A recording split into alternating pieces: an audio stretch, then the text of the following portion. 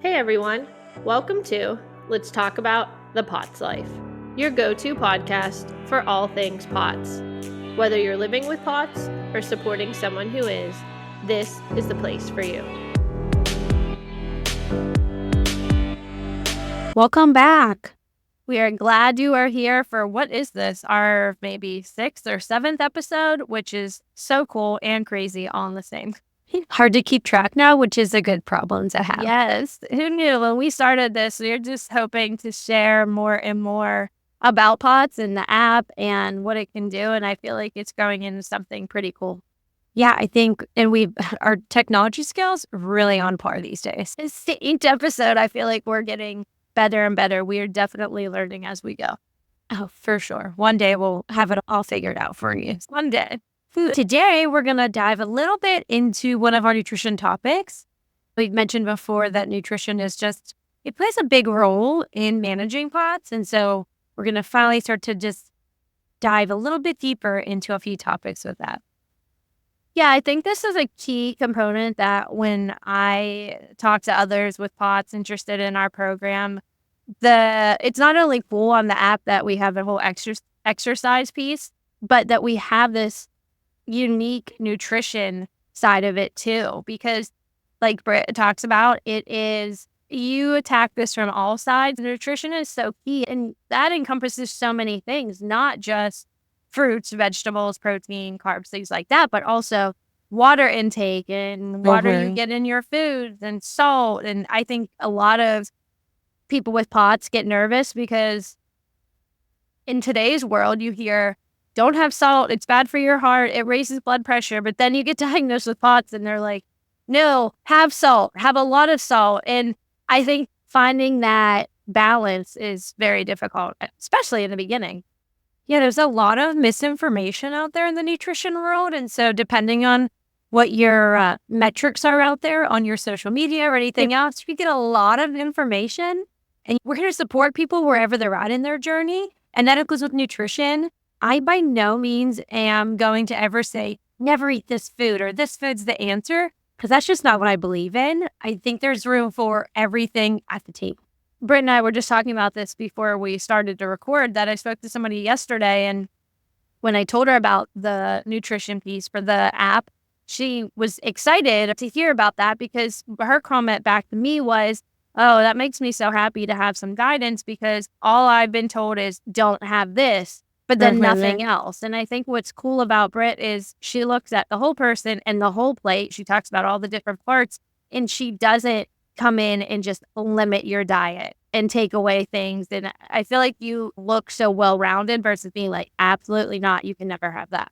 And I think you can speak to this a lot because having celiac disease, it's easier to work and include foods that you enjoy in life instead of eliminating them, even if it's in small amount. It's all about balance is like the key word when it comes back to nutrition overall. I think a lot of people with celiac or without or with POTS like a few foods that don't hurt your stomach. So you eat those till you're so sick of those, and then you try to find new. And I think we see that in the app. If they know that this regimen or this is what I have for breakfast, this is what I have for dinner, that make them feel good, they stick to that. But I think she helps you look outside of that to be like, okay, there are some other foods that we can try to incorporate. I think Britt gives you a different perspective on how to look at that and enjoy eating instead of really being so limited on each meal. Yeah, I mean, food is delicious. And so we want you to enjoy as much of it and is possible in a variety as well. And it makes sense. It should be something you enjoy, and you already have enough to worry about with POTS to limit. Yeah, and just trying to decrease the amount of limitations you have to put on yourself is so helpful. So today we're tackling what I think is probably an easier topic when it comes to nutrition and POTS, thinking of electrolytes and hydration. So we all know staying hydrated is just essential for everybody, but it's critical for those with POTS because it helps maintain your blood volume, which is typically lower when you have POTS. And so hydration or proper hydration can make sure to help you alleviate symptoms like dizziness or fatigue. the recommendation that we get from Dysautonomia International is about 2 liters or 8.5 cups of fluid in a day. That could seem overwhelming. And so how do you tackle 8.5 cups or 2 liters, however you want to think about water or liquids in a day? When I was first diagnosed, I lived by this number more religiously. So I think something that was helpful to me, and I tell others, when they wake up, they'll most tend to say, my mornings are worse, and which makes sense, right? You're laying down all night, you're not hydrating. So you wake up in this state of not dehydration, but just less fluid intake, which is, normal. What I tell people is I think it's great to keep 16 ounces of water next to your bed and to drink it as soon as you wake up. And if 16 ounces is too much, 8 ounces. You'll take what you can get. Drink that before your feet even hit the ground. That way, when you stand, you're already got a little bit of fluid in you. The goal is to help that blood volume. The more blood volume you have, the more that blood comes up. The ultimate goal is to decrease those symptoms. Right. The better you hydrate, the less symptoms that come. So by starting your morning with that 8 ounces or 16 ounces of fluid before your feet even hit the ground, you're getting ahead of it. So if you think about it that way, there goes 1 cup. What I did in the beginning was get a bottle that could show me the entire day. It just helped me better track. I mean, when you say cup to cup, some people do that method. They pour out of their large jug into something.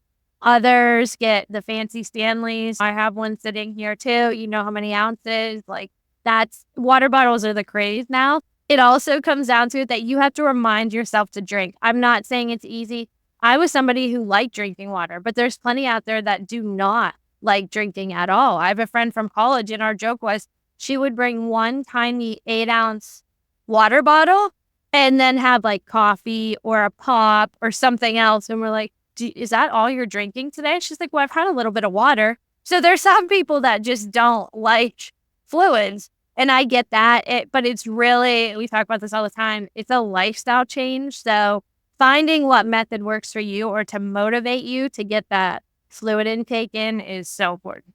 And one thing that joining the Pots Life app provides you is opportunity to help track that water. So if you don't want to buy that giant jug, or that just seems overwhelming, because to me, that's a lot. And it's heavy. Who wants to carry that? Your arms are going to hate you.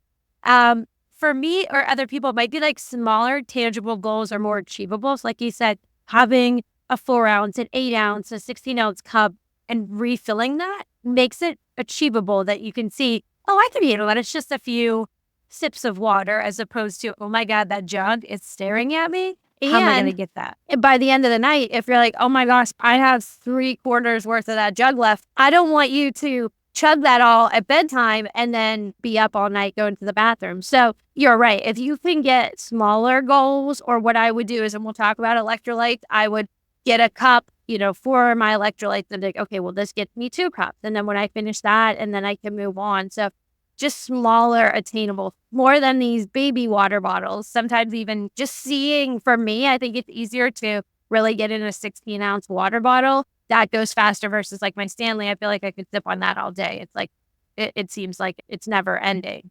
So breaking it down is definitely super helpful. And yeah, like Kelsey was saying, you could find a cup that works for you. She said Stanley a couple times. We're not sponsored by Stanley, but if you'd like to, please call us. For real. A nice Pots Life turquoise color would be great. That would be fantastic. Even this one I have sitting in front of me right now that I'm drinking out of, it's huge. Let me not read it. It's 24 ounces. And I fill this up a couple of times a day without thinking about it. But because I always have it near me, I'm always drinking.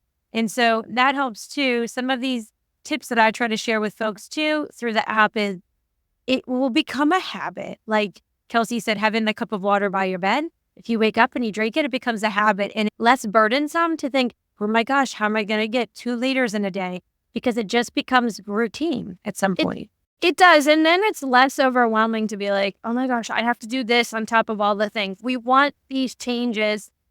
Like Britt said, with the app, it's in there to track. So it does break it down. So it is less overwhelming between monitoring symptoms, monitoring food, monitoring intake. Like it becomes a lot. So we're trying to break that down to make it as easy to understand and as user friendly, as less stressful as possible.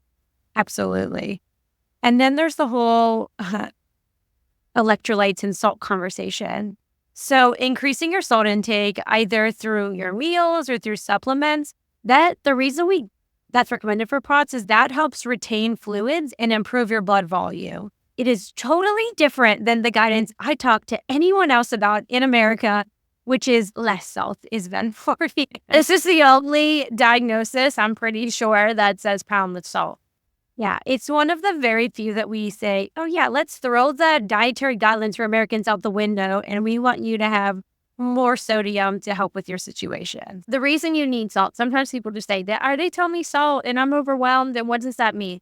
The salt binds to the fluids, which then helps increase that you're retaining the fluids. That's what's helping. So you're retaining the fluids then, and it's increasing that blood volume. There are a few medications out there. One would be fludrocortisone, or Florinef is also another name we hear often. Patients will say, I was put on this med that it helps me retain salt.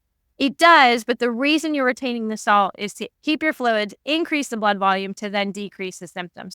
Another number one asked question, which one do you use? There's so many on the market. So many.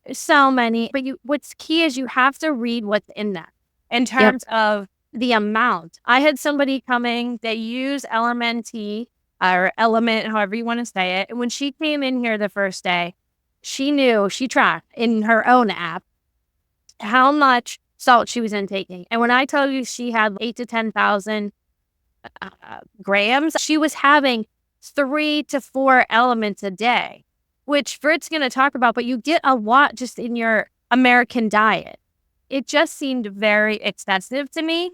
And then you have to think about your GI system is already a mess. Now you're adding fluids, and a lot of patients already coming in, or depending, we don't do this with everybody, but some are swollen. If you're already having a ton of salt intake, then you can be swollen too. So it's this perfect storm. Britt and I don't tend to recommend a certain number. You'll find these wide varieties anywhere from 3 to 12,000 grams. I don't put an exact number. People ask me what I did personally. Personally, I just knew to add electrolytes to my fluids when I was first diagnosed. I never tracked the number. If you go have a bag of Lay's potato chips, you're getting a lot right there. Right. So adding some in your drink, that's what I tend to do. Or if I know, even now, I don't have electrolytes every day.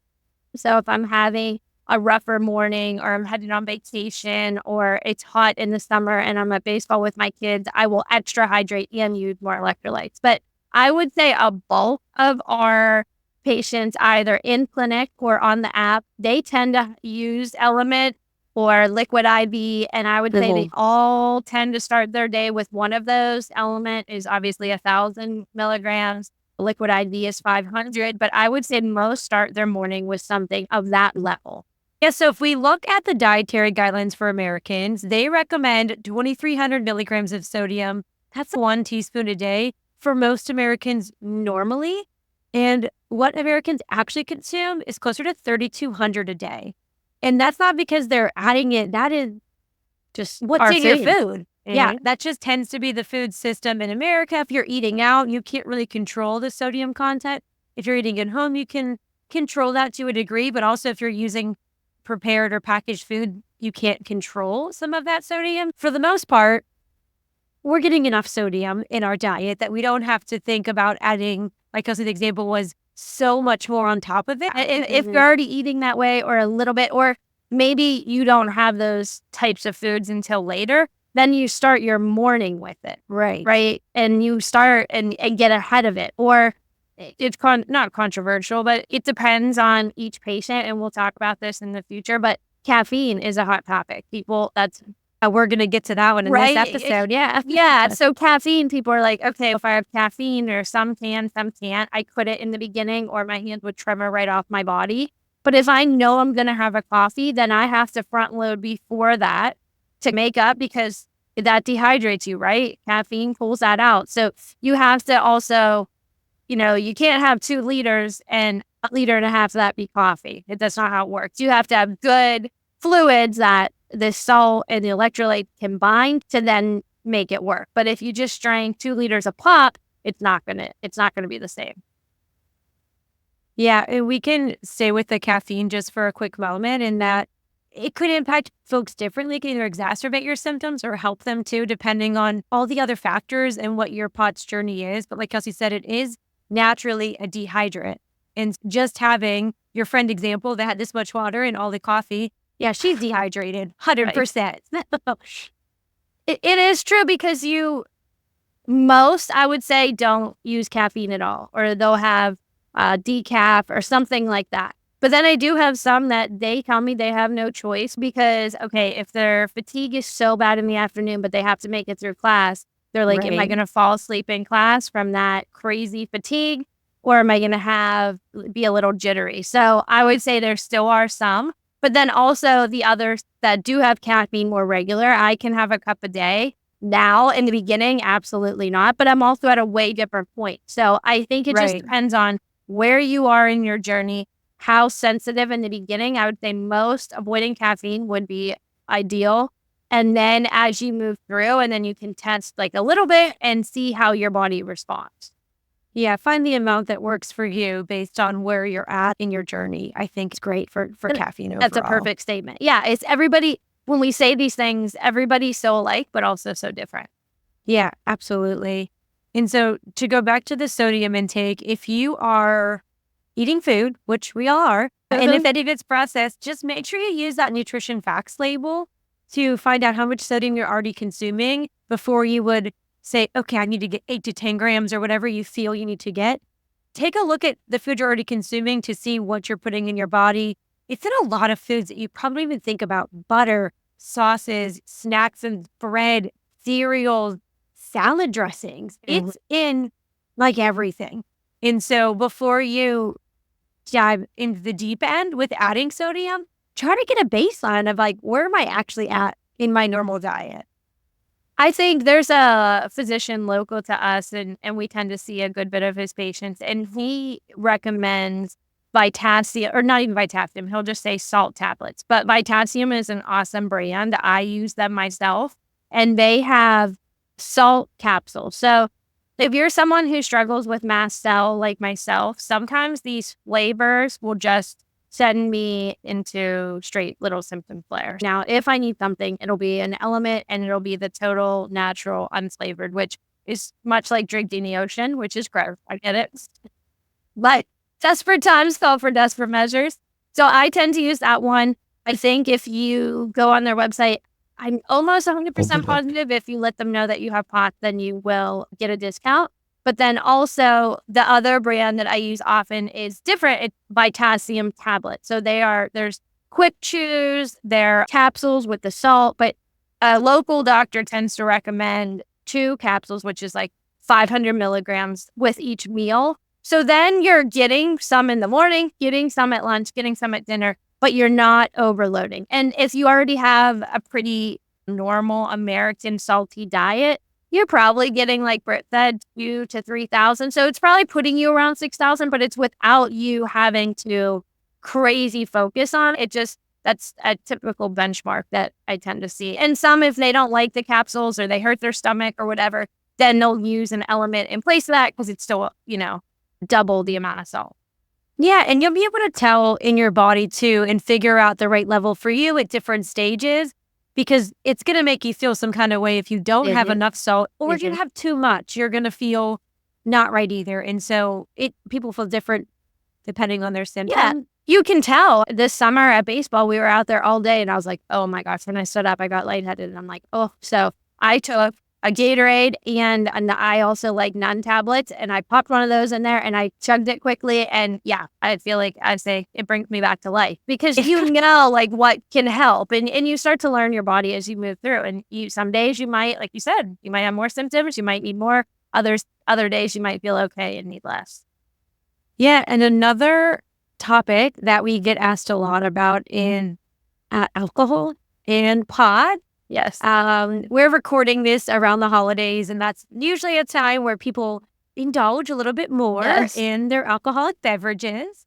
Again, alcohol is naturally dehydrating. So it is a contraindication to low blood volume. It's going to do the opposite of what we've been trying to talk about all episode, which is bring that blood Hydrate. volume up. Yeah, and hydrate. If you choose to consume alcohol with POTS, it could make your symptoms worse.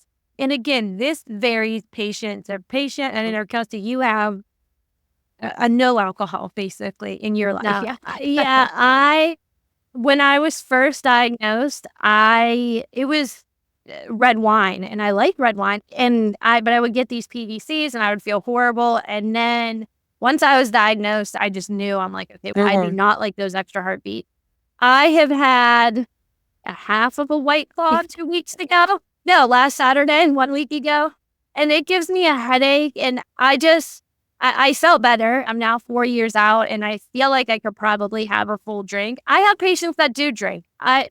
People listening, I'm guessing a bulk of you are right around the drinking age. That it tends to affect girls that are right in their 20s.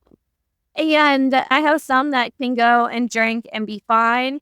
I have others that know if they're going to drink, then they hydrate the heck out of themselves and front load with electrolytes. And then I have others that they absolutely not, it's not worth it.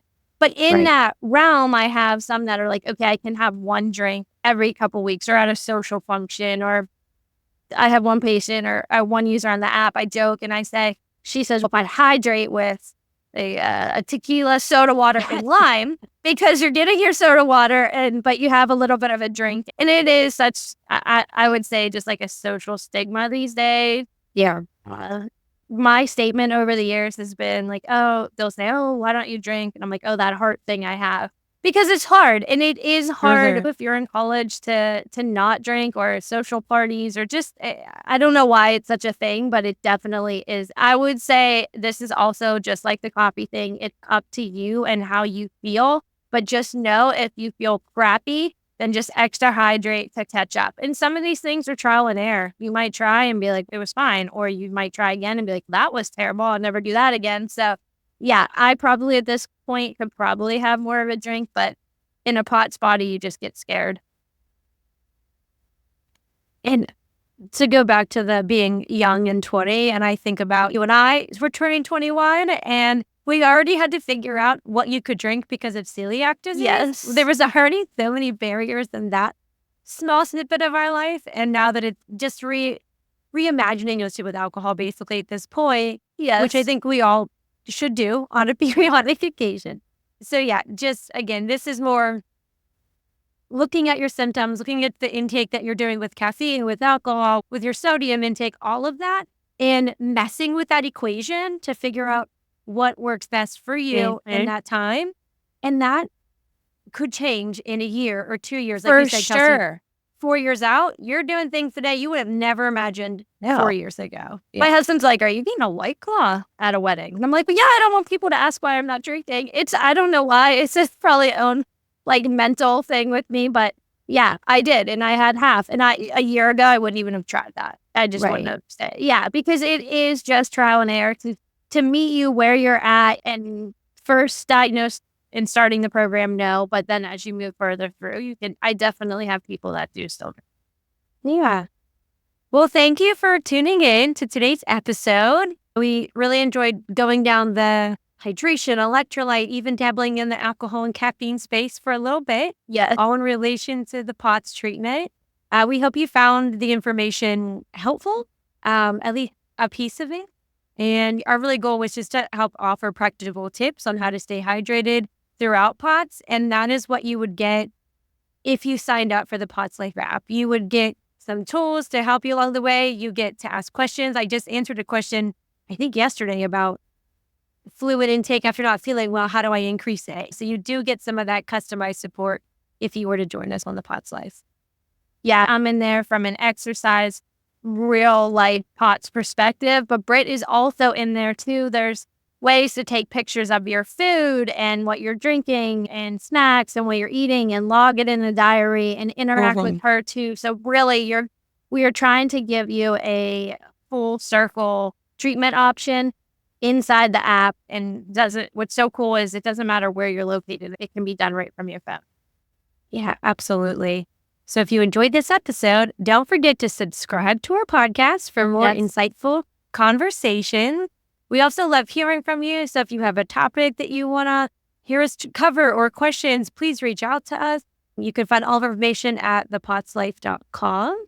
Yeah, you can head to our website, find everything you need there. Or if you have personal questions or just want to learn more about the app, feel free to schedule a call with me. And we hope that you will join us next episode. Stay hydrated, stay healthy, and until next time, See ya.